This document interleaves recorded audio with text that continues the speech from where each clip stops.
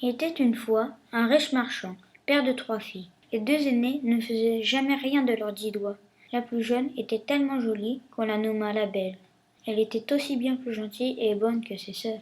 Je me marierai avec un comte. Et moi, un duc. Et toi, la Belle?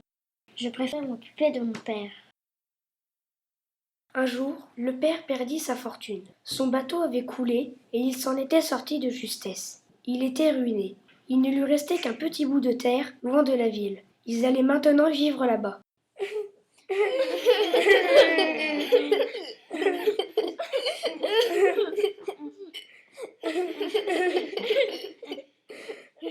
Regarde la Belle, la méchante, elle ne pleure même pas. Elle n'a pas assez de cœur. À quoi ça me servirait de pleurer? J'irai à la campagne aider notre père.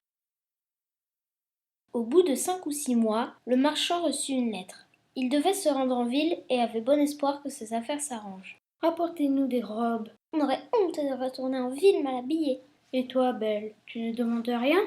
Père, je voudrais une rose. Une rose? Mais les affaires du marchand ne se sont pas arrangées. Sur la route du retour, il fut surpris par une tempête de neige en traversant un bois. Il avait tellement froid.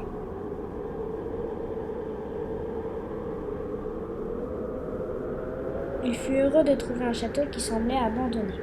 Une lueur, je vais pouvoir me réchauffer et peut-être manger.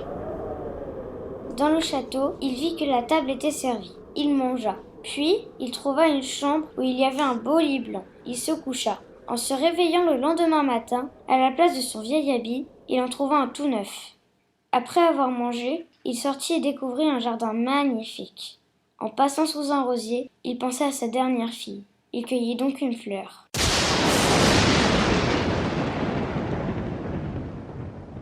Pourquoi as-tu pris ma rose? Après tout ce que j'ai fait pour toi, tu me voles.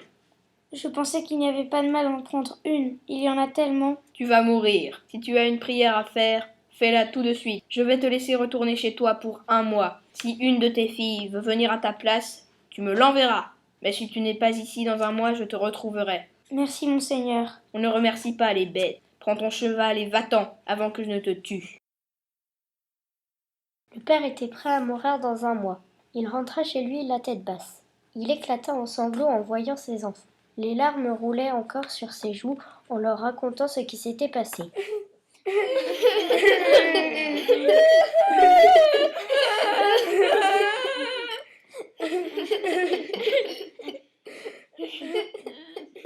Regarde la Belle, la méchante, elle ne pleure même pas, elle n'a pas assez de cœur. Pourquoi pleurer? Si une de ses filles accepte d'aller mourir à sa place, il ne mourra pas. Eh bien, moi je vais y aller.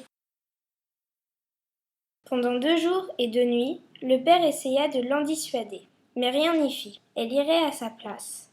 1 mois plus tard, ils arrivèrent le soir au château. Il était allumé comme la première fois.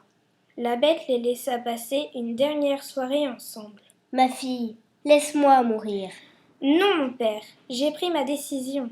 Profitons plutôt de cette dernière soirée. Après avoir dîné, la Belle et son père dansèrent ensemble.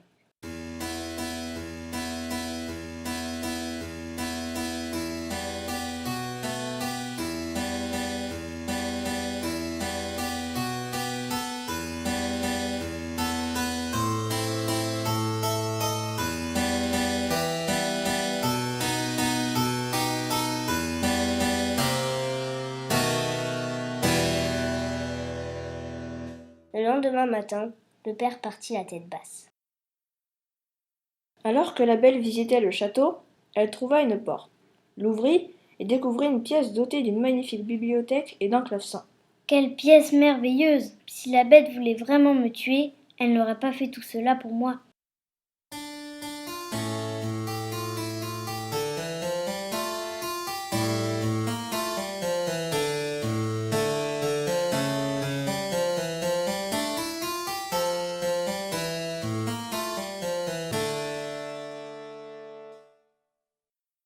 Dans sa chambre, elle découvrit un immense miroir, où elle vit son père rentrer chez lui en pleurant. Elle entendit un gros souffle. La Bête était là. Tu t'ennuies? La Bête, je ne suis pas capable de compter des menteries. Oui, je m'ennuie. La Belle, tu me trouves bien laide. Oui, mais je vous trouve bien bonne. Ne dis pas vous, parce que l'on ne dit pas vous à une bête. La belle, m'aimes-tu? Non. La belle, veux-tu m'épouser? Non, la bête. Je ne suis pas capable de te marier parce que je ne t'aime pas. Chaque soir, la bête venait voir la belle et lui posait les mêmes questions. Un soir, la belle n'avait pas dîné. Que veux-tu? Je veux revoir mon père. La belle, veux-tu m'épouser? La bête, j'aimerais beaucoup revoir mon père. Si tu me laisses aller le voir, je reviendrai te marier. D'accord, la belle, mais reviens dans 10 jours. Sinon, tu seras la cause de ma mort. Voilà une bague, tu la poseras sur la table et tu te réveilleras chez ton père. Au petit matin, elle dormait dans son lit, dans la maison de son père. Toute la journée, la belle a raconté à son père et à ses sœurs la vie qu'elle menait depuis son départ, combien la bête était bonne pour elle, et qu'il fallait absolument qu'elle retourne au château dans 10 jours. Faisons croire que ça nous rend triste de la voir partir. Essayons de la garder plus longtemps, et sa bête mourra.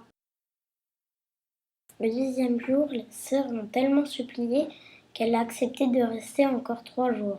Et le lendemain, son miroir lui a montré la bête en train de mourir. Triste d'avoir laissé la bête à son chagrin, elle prit la bague et rentra au château. Elle trouva la bête mourante sur le sol. Il est trop tard. Tu m'avais promis que tu viendrais dans 10 jours et tu n'es pas venu. Non, ne meurs pas, je suis venue exprès pour te marier. Quand la belle regarda de nouveau la bête, elle avait disparu. À sa place, il y avait un beau prince. Une fée m'avait ensorcelée, je ne pouvais redevenir un homme que le jour où une fille viendra m'épouser de sa propre volonté. Dans le château, la fée avait fait installer 2 statues. C'étaient les sœurs de la belle.